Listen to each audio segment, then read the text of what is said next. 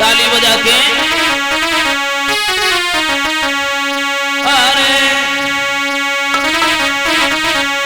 नीवरिया झोंका ले और गोरी तेरे अंगना में नीवरिया झोंका ले गोरी तेरे अंगना में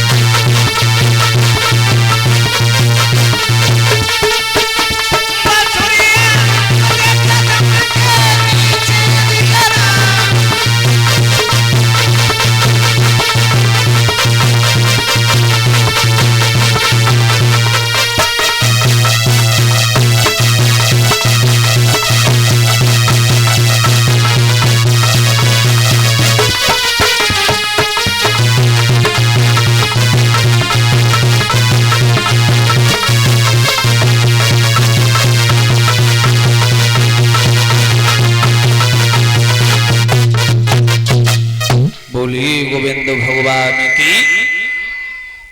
आप बहुत तेजी से बोलो, बोलिए हनुमान जी महाराज की। हाँ, अब आनंद आया, हम तो चिल्ला ही रहे हैं बड़ी तेजी से। तो उसी जगह पर ध्यान दें, कन्हैया का जन्म है, कोई जाना नहीं, हाँ बधाई डाल के ही जाना।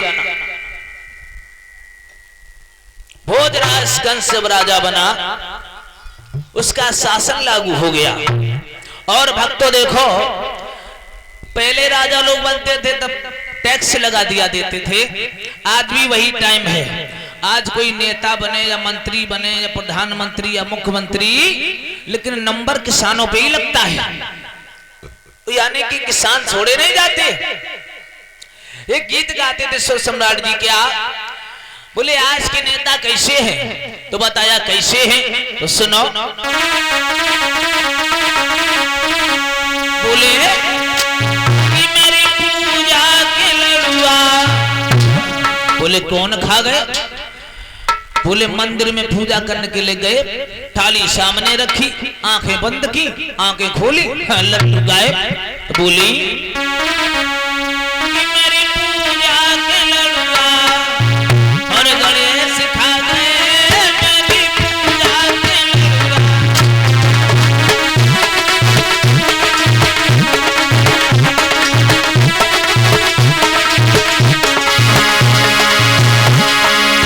खाए बोले बड़ी सफाई से, आंखें बंद की, लड़ुआ गाए, बोले कौन खा गए, बोले गणेश खा गए।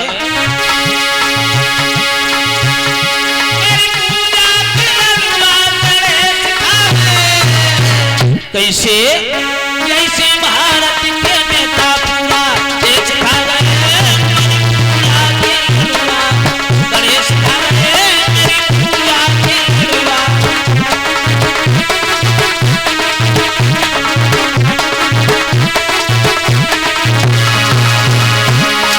जैसे भारत के नेता पूरा देश खा गए, भारत के नेता देश खा गए, ऐसे ही एक बार सुनील को बना दिया गया आंगनबाड़ी का अध्यक्ष। और जब आंगनबाड़ी का अध्यक्ष बना दिया गया, तो अब जो कुछ बचा तो सुनील खाने लगे। बोले हम काहे के पीछे रहे।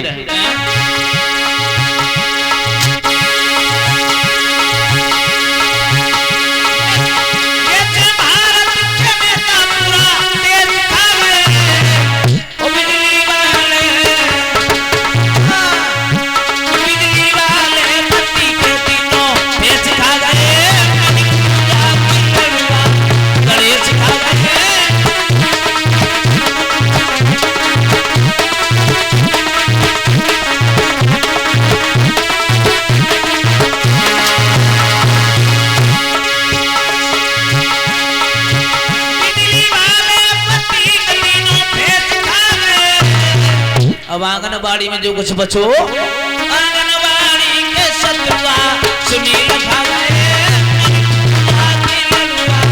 गणेश खा गए मेरी पूजा के लड़ुआ।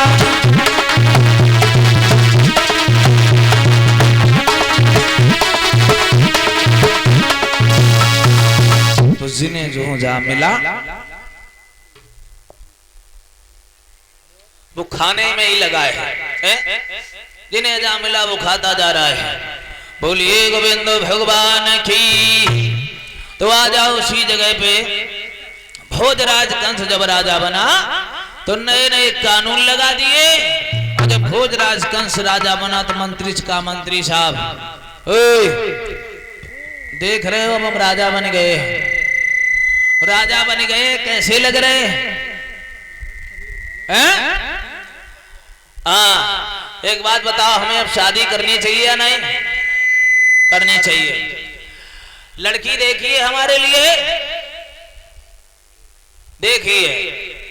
एक कहने लगा महाराज इस सभा में सब गूंगे बहरे बैठे हैं, इनको अपनी सभा से निकाल दो, उतना ही अच्छा रहेगा। ये लोग बोलना भी नहीं जानते। अब हम तुम्हें बता रहे हैं, जरासंध की 2 लड़कियां हैं, आपती और प्राप्ति, जा करके शादी कर लो। बड़ी सुंदर है 2 लड़कियां। अब ये दोनों लड़कियां, ये दोनों चंद्रबदन युधियारी, प्रभु में लली हरम कुआरी।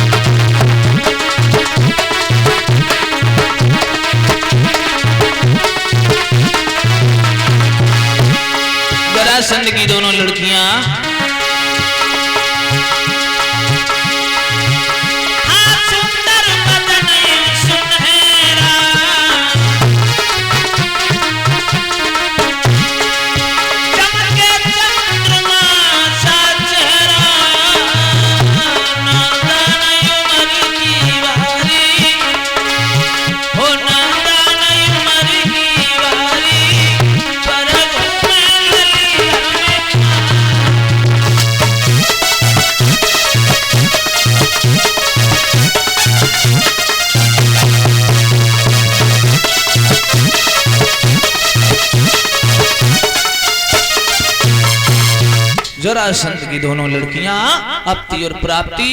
तो भोजराज कंस उठा, हाथ में गदा लिया और सीधा चला गया जरासंध के राज्य में। जरासंध ने आते हुए देखा ये भोजराज कंस कैसे आना हुआ। भोजराज कंस कहने लगा तुम्हें तो मालूम है हम किसी काम से ही निकलते हैं, हमने सुना तुम्हारे यहाँ लड़कियां बड़ी सुंदर हैं, विवाह करने आए हैं। जरासंध कहने लगा ऐसे थोड़ी विवाह हो जाएगा जैसे तुम आए हो, कैसे होगा? बोले ऐसे नहीं, हमारे यहाँ कुबलिया पीड़ हाथी है, उस हाथी को मार दो, हाँ शादी कर ले जाओ। भोजराज कंस कहने लगा जरासंध बड़ा अपने हाथी को, हम भी देखें तुम्हारे हाथी में कितनी ताकत है। इधर से जरासंध चला, वो भोजराज कंस उधर से हाथी। होना क्या था? अरे होना क्या था? अरे कंसराज और हाथी में फिर डट के भाई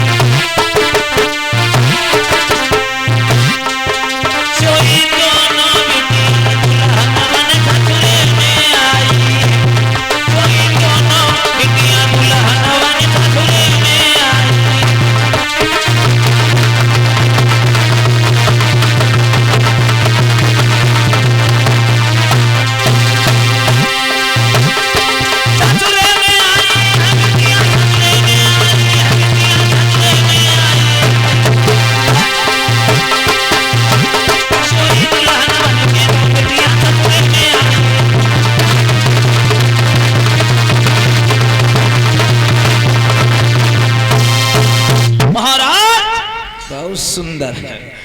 जरासंध के हाथी को भरा दिया भोजराज कंस ने और कहा ससुर साहब अगर इच्छा ना भरी हो तो तुम भी आ जाओ, तुमसे भी युद्ध कर लें। जरासंध कहने लगा बस हो गया काम।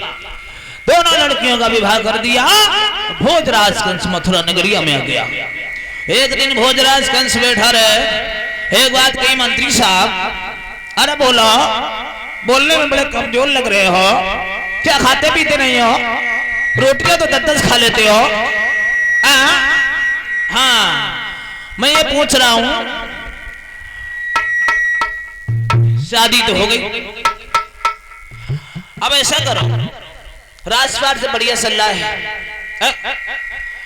अभी हमें मालूम पड़ा है कि हमारे जो बहनोई हैं वसुदेव वो हमारे राज में आ रहे हैं, उनका इंतजाम बढ़िया से करना। हाँ भोजराज कंस एक बार दरबार में बैठा रहे। बंद करो आवाज, बढ़ाओ थोड़ी, कम कर दिया आपने, आवाज खोलो, कम कर देते। हमारी बुद्धि कटी है तुम्हारे संग में, आवाज को खोलो थोड़ा और बढ़ाओ। तो भोजराज कंस कहने लगा हमारे जो बहनोई है वसुदेव हमारे यहाँ घूमने के लिए आ रहे हैं। वसुदेव एक बार घूमते हुए मथुरा नगरिया में आए। भोजराज कंस ने बड़ा सम्मान किया, ये वसुदेव कैसे आना हुआ मित्र? तो वसुदेव कहने लगे भोजराज कंस तुम्हें तो टाइम मिलता नहीं, राजकाज से लाओ हमें तुम्हारे यहाँ घूमे आए, बहुत अच्छा किया। एक बात कहें वसुदेव? कहने लगे कहो भोजराज। बुरा तो नहीं मानोगे? बोले नहीं मानेंगे। बात ऐसी है वैसे हमने 7 बहनों की शादी तुम्हारे साथ कर दी। देवकी की एक आखिरी बहन जो मेरी चचेरी बहन है देवकी, तो ऐसा करो अब हम सोच रहे कहां इस बहन की शादी करें, अब तुम्हारे ही साथ कर दें। आखिरी बहन है, 8वीं बहन है देवकी, और 7 बहनें तुम्हारे साथ पहले से कर चुके हैं, हमारी बात मंजूर है या नहीं? वसुदेव कहने लगे जैसी आपकी आज्ञा, हम तो आपकी बात को टाल नहीं सकते। ठीक है जाओ। और जाकर के ऐसा करो पराय सजा करके आओ, हम अपनी बहन की शादी तुम्हारे साथ करेंगे। रिश्ता मंजूर कर दिया। वसुदेव लौट के आए हैं सौरिक पटेश्वर में। और जो वसुदेव जी थे ये पटेश्वर के रहने वाले थे, ये सूरसेन यादव के लड़के थे वसुदेव। अब ये बारात लेके जिसमें मथुरा नगरिया में आए हैं और मथुरा नगरिया में जब आए हैं कंस ने बड़ा सा सम्मान किया। देवकी के साथ में भामरे पड़ी हैं और विवाह जब हुआ है और विवाह होने के बाद देवकी को जब लड़कियां पिता करने लगी तो कुछ गीत गाने लगी। सभी लोग बोलेंगे और पिता कर तभी बोले, अरे क्या मेरी बहन सुखारी, क्या मेरी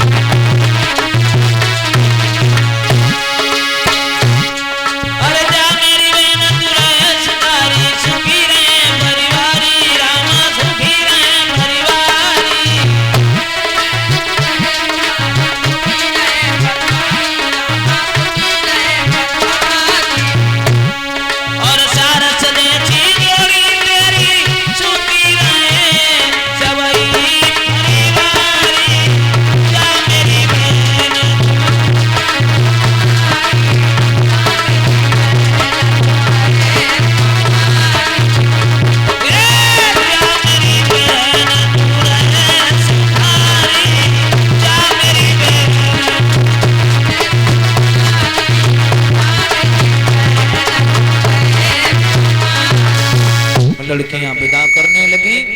भोजराज कंस रथ लेकर के सोचने लगा हमारी बहन देवकी ऐसे कहां तक जाएगी, लाओ हम थोड़ी दूर रथ में बिठा के छोड़ दें रथ में। तो भोजराज कंस देवकी को रथ में बिठा करके छोड़ने के लिए चला।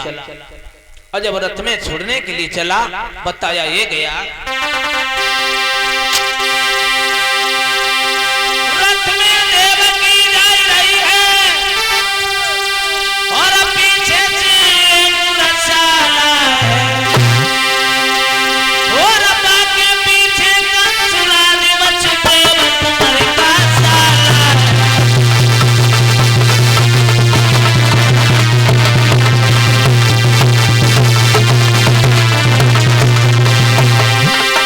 भोजराज कंस जा रहा है रथ में विदा करने के लिए बहन देवकी को।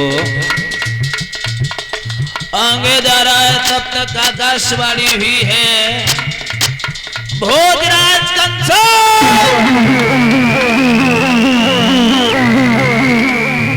कंस ऊपर की ओर देखने लगा। देवता लोग बोले भोजराज कंस तुम्हें एक बात नहीं मालूम है,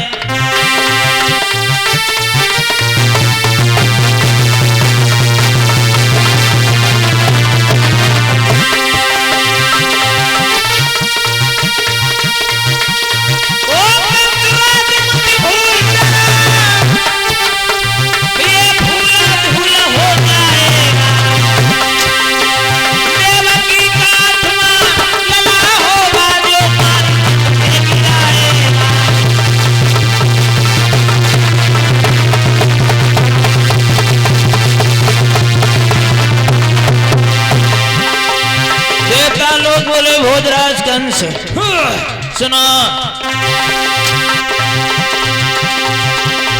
देवकी का लगा होगा जो मार के मुझे गिराएगा।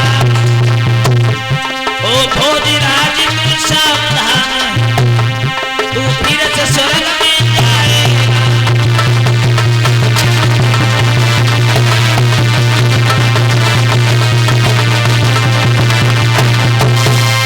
भोजराज कंस ऊपर की ओर देखने लगा।